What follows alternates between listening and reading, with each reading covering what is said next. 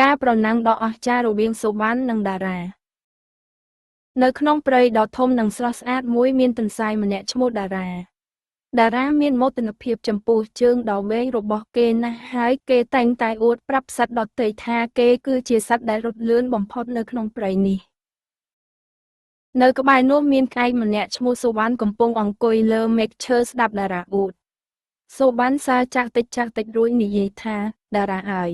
ល្បឿនគឺជារឿងល្អប៉ុន្តែប្រាជ្ញាក៏សំខាន់ដែរតោះយើងភ្នាល់គ្នាប្រណាំងទៅភ្នំមាសតើអ្នកហ៊ានទេតារាយល់ព្រមភ្លាមការប្រណាំងបានចាប់ផ្ដើមឡើងតារាលោតផ្លោះយ៉ាងលឿនដូចភ្លេចបន្ទោទុកឲ្យសូវ៉ាន់បកស្លាបហោះពីក្រោយយឺតតារាសើចសប្បាយព្រោះគេគិតថាខ្លួនឯងច្បាស់ជាឈ្នះមិនខានប៉ុន្តែរំពេចនោះតារាត្រូវបង្ខំចិត្តឈប់ងក់នៅពីមុខគេគឺជាស្ទឹងដ៏ធំមួយដែលមានទឹកហូរខ្លាំងតារាមិនចេះហែលទឹកទេគេដើរចុះដើរឡើងនៅមាត់ច្រាំងដោយក្តីបារម្ភនិងរកផ្លូវឆ្លងមិនឃើញមិនយូរប៉ុន្មានសូវ៉ាន់បានហោះមកដល់គេមិនចាំបាច់បារម្ភរឿងទឹកស្ទឹងឡើយ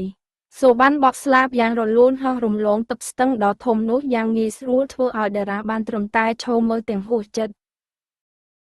បន្ទាប់ពីឆ្លងស្ទឹងបានហើយសូវ៉ាន់បានទៅដល់តំបន់មួយដែលពោរពេញដោយព្រៃបន្លាដ៏ក្រាស់និងស្មុគស្មាញសូវ៉ាន់ព្យាយាមហោះកាត់ប៉ុន្តែស្លាបរបស់គេត្រូវជាប់នឹងបន្លាមុតធ្វើឲ្យគេមិនអាចទៅមុខរួចក្នុងពេលនោះដែរតារាបានរកឃើញដើមឈើដួលមួយដែលធ្វើជាស្ពានឆ្លងស្ទឹងបានគេក៏រត់មកទាន់សូវ៉ាន់ដែលកំពុងជាប់ក្នុងព្រៃបន្លាតារាឃើញមិត្តរបស់គេកំពុងមានគ្រោះថ្នាក់ក៏ឈប់ដើម្បីជួយតារាប្រើធ្មេញដ៏មុតស្រួយរបស់គេកាត់ផ្ដាច់មែកបន្លាម្ដងមួយយ៉ាងប្រុងប្រយ័ត្ន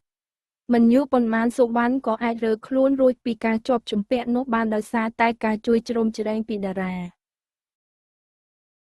សូវ៉ាន់និយាយទាំងអំណរគុណថាអរគុណតារា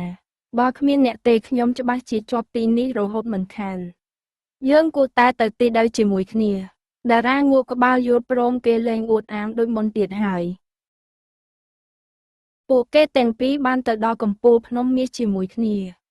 ពួកគេដឹងថាការមានល្បឿនលឿននិងការមានប្រាជ្ញាគឺល្អណាស់ប៉ុន្តែអ្វីដែលអស្ចារ្យបំផុតនោះគឺការចេះជួយគ្នាទៅវិញទៅមកក្នុងពេលមានអាសន្ន